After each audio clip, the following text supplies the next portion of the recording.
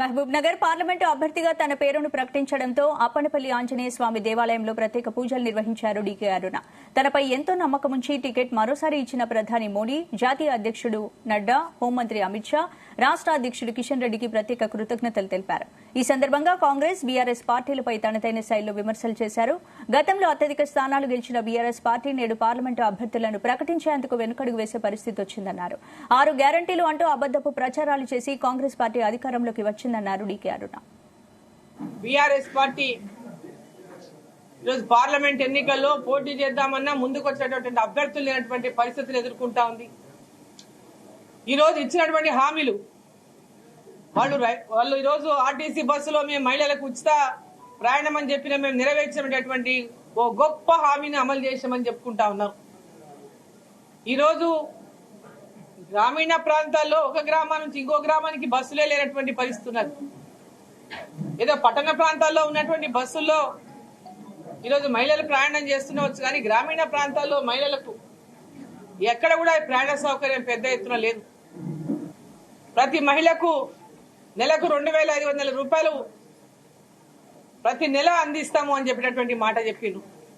మరి ఇప్పటిదాకా ఎక్కడ కూడా ఏ మహిళకు ఏ ఒక్కరికైనా కూడా 2,500 రూపాయలు ఇస్తామనేటువంటి హామీ నెరవేర్చలేదు. రైతులకు 2 లక్షల రూపాయలు రుణమాఫీ చేస్తామని చెప్పిండ్రు. ఇప్పటిదాకా ఏ రైతుకు కూడా రుణమాఫీ అమలు చేయలేదు. అది కూడా పార్లమెంటు ఎన్నికలు ఉన్నాయని, పార్లమెంట్ ఎన్నికల్లో లబ్ధి పొందడానికి మాత్రమే ఈ పథకాలను పెద్ద ఎత్తున ఒక్కొక్క దగ్గర ఒక బహిరంగ సభను పెట్టుకుని వీటిపైన ప్రకటన చేస్తా ఉన్నారు. ఇప్పుడు అమలు చేస్తాం, అప్పుడు అమలు చేస్తామనేటువంటి మాట. ఎన్నికల లోపు ఇవేవి కూడా ప్రజలందరికీ అందించినటువంటి పరిస్థితి లేదని కూడా ఈ సందర్భంగా నేను తెలియజేస్తా ఉన్నా. ఈ రోజు పార్లమెంట్ ఎన్నికల్లో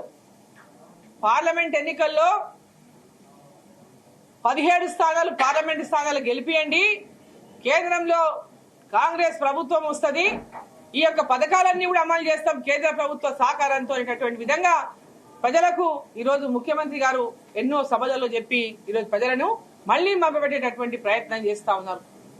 17 స్థానాలు వచ్చేది అదొక కళ. 17 పార్లమెంటు స్థానాలు తెలంగాణ నుంచి వచ్చేది లేదు. కేంద్రంలో ఢిల్లీలో కాంగ్రెస్ పార్టీ ప్రభుత్వాన్ని ఏర్పాటు చేసేది లేదు. ఈరోజు దేశంలో కాంగ్రెస్ పార్టీనే ఈరోజు ఎంత దీనావస్థలో ఉందో ప్రతి ఒక్కరికి వాళ్ళ తెలిసినటువంటి పరిస్థితి.